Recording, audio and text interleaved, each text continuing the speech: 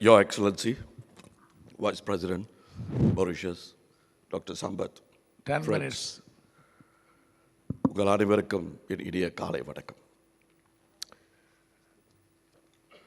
Since independence in 1964, Singapore economy has done remarkably well, and Tamil's contribution has been phenomenal. Today, Indians, both North and South, they make up about 7.4% of Singapore's population. The majority of which are Tamils who are Hindus, although there are also Christians and Muslim Tamils. Now, the first Tamil on record to have arrived in Singapore was Narayana Pillai, a government clerk from Penang, Malaysia, formerly known as Malaya. Pillai came to Singapore with Stamford Raffles, the founder of modern Singapore, during the second visit to the island. Pillai, an entrepreneur at heart, decided to settle in Singapore and started several businesses, including the island's first brick kiln. On top of that, he also established Singapore's first Hindu temple in 1823, which is now known as the Sri Mariamman Temple. The Tamil community in Singapore grew steadily. By 1860, there were about 13,000 Indians on the island. Most of them were South Indians. The Indian community was then Singapore's second largest community after the Chinese. The Tamil community lived closely to their respective place of work. The Chettiars, shopkeepers, boatmen congregated around Singapore's Chulia Street and Market Street, while the laborers tended to live near docks and railways where they worked. It was through this group of Tamil shopkeepers who established their businesses in an area around Chandroo Road, which is now known as Little India. Now, one such well-known businessman who ruled the streets of Little India was Goindasamy Pillai, who ran a large provision shop. The other small Tamils came to dominate certain trades of the land. The Tamil Chettiars made money lending as their trade, and the Tamil Muslims worked mainly as shopkeepers, retailers. As these Tamils came from different castes and had different religious beliefs, one of the unifying elements of the Tamil identity was the language. During the 1950s, there was a flowering of Tamil language and literature with a proliferation of social organizations that promoted Tamil language and culture. One of the earliest Tamil associations in Singapore was the Tamil Reforms Association, which was set up in 1930 by the Indian immigrant G. Saragamani, with an intention of raising the social economic status of the community. A well-known leader of the Tamil community, he was indeed a remarkable and respectable man.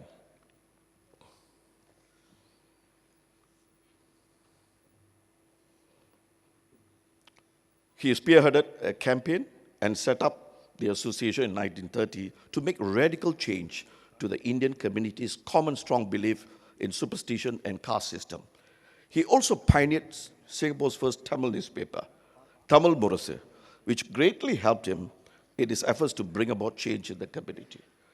The fruits of the work of the generation before us could be felt today, as the Tamil language is taught in government schools as one of the recognized mother tongue of the Indian community, and is also one of the 4 official languages in Singapore.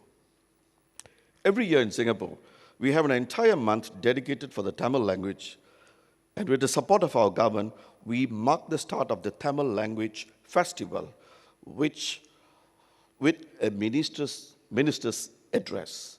Our Trade and Industry Minister, Mr. S. Iswaran, is specially assigned to look after the Tamils and the language in Singapore. I had the privilege of working closely alongside our minister to advocate this cause.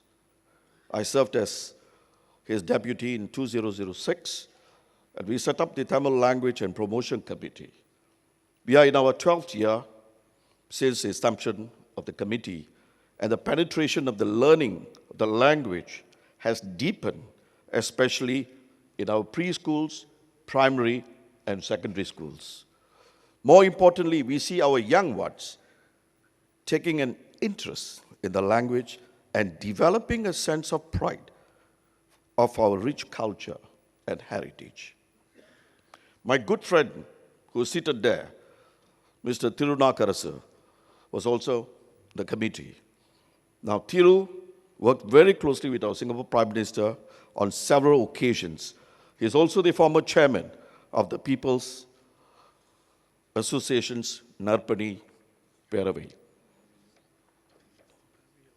Today in Singapore, we also have the Singapore Indian Development Association, or SINDA, a self-help group established in 1991 to uplift the socio-economic status of the Indian community of Singapore. Focused on building a well-educated and confident community of Indians, SINDA works closely with many volunteers, schools, and grassroots organizations to run a wide range of programs just to serve to uplift the educational performance of Indian students and promote family harmony amongst all Indians. Singapore is where it is today because of our clean and upright government. In a small nation where Indians falls into the minority category, our Tamil dominate the legal, education, and medical industry. Many are also respectable high commissioners and ambassadors. We have today our former MP, Mr. R. Ravindran, a well-known lawyer, my very good friend, M. Rajaram, a very prominent lawyer as well. Our Deputy Prime Minister is a Sri Lankan Indian, Mr. Dharman Shanmugaratnam. Our Law Minister, Mr. K. Shanmugam, Tamil. So we do have a good number of Indians in the many high-profile positions. I do have my very good friend, Mr. Mano, who runs an equestrian service, a regional distributor for top-class equestrian products from the UK. We also have Mr. V.S. Kumar, who runs a unique courier service business. Having started his business and having come from a very humble background, today he is the leading network service operator in Singapore, delivering more than 15,000 deliveries per day. We do have in our midst Mr. Narayana Mohan, a very extremely successful accountant who runs an extremely successful practice. This is only the tip of the iceberg. There are many more successful Tamils whom I haven't spoken or mentioned because of time. And the people that I've mentioned have had a much harder route to success if it is not for the leadership of our late founding father, Mr. Lee Kuan Yew. Now, the success of businesses here or in Singapore is accredited to the free market system in Singapore. Within a day, you can effectively register a business in Singapore. We have a transparent processes and an speedy efficiency.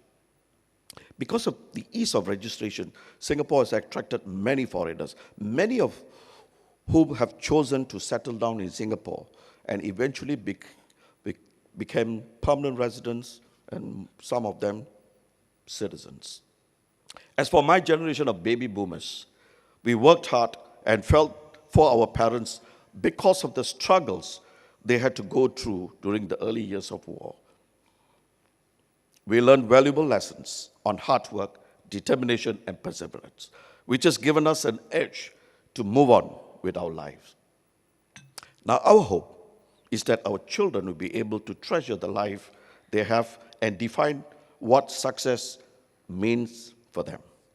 With our wisdom and encouragement given to our younger generation, I cannot wait to see what lies ahead for the future. சமீபத்தில் ஒரு பாட்டை கேட்டேன். அந்த பாட்டோட 2 வரி வந்து எனக்கு ரொம்ப பிடிச்சிருந்தது. உலகை ஆள போகிறான், நாளை உலகை தமிழன் ஆள போகிறான். It's a beautiful, beautiful song, beautiful words. And I think it's our duty to make sure that we walk the talk. I thank each and every one of you for hearing me.